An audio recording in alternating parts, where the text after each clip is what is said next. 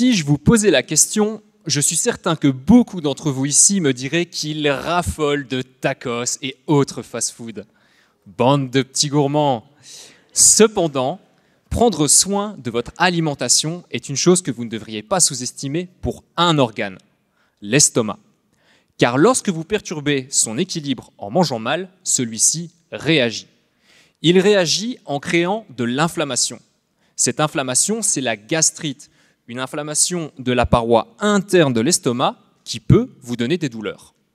Bien entendu, ce phénomène n'est que passager chez la plupart des gens. Mais chez d'autres, il récidive. Il devient alors chronique. Et lorsqu'une gastrite devient chronique, les petites cellules qui composent la même paroi de votre estomac peuvent totalement changer d'aspect. Si les conditions sont réunies, elles peuvent devenir cancéreuses. Vous êtes alors atteint d'un adénocarcinome gastrique, la forme de tumeur de l'estomac la plus meurtrière sur Terre. Et je vous le donne en mille, c'est lui que j'étudie. Ce cancer se caractérise par une particularité, la résistance aux thérapies. C'est un fait. Aujourd'hui, un cancer de l'estomac sur 3 récidivera dans les 5 ans à cause des résistances aux traitements.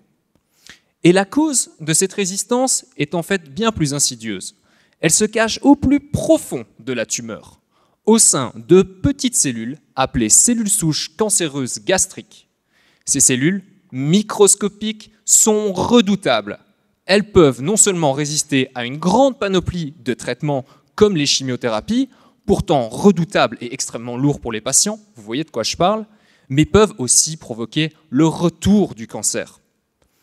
Heureusement, il y a une bonne nouvelle. On les connaît bien. On les connaît même beaucoup mieux qu'avant. On connaît leur profil et les marqueurs qui permettent de les identifier. Et c'est là que j'interviens. Car mon rôle à moi, c'est de traquer ces petites cellules à l'aide de leurs marqueurs, les cibler et les supprimer. Un peu comme un tueur à gages, mais pour la bonne cause. Pour ce faire, j'utilise de petites molécules appelées aptamères, qui ressemblent très vaguement à l'ADN qui compose vos cellules. Ces molécules ont la capacité de retrouver leur cible spécifique dans n'importe quel environnement, un peu comme des petits missiles moléculaires téléguidés parfaitement améliorables. Et ça fonctionne.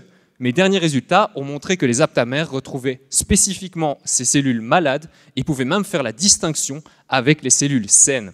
Une véritable avancée donc, mais surtout une nouvelle arme thérapeutique de plus dans notre arsenal contre le cancer de l'estomac.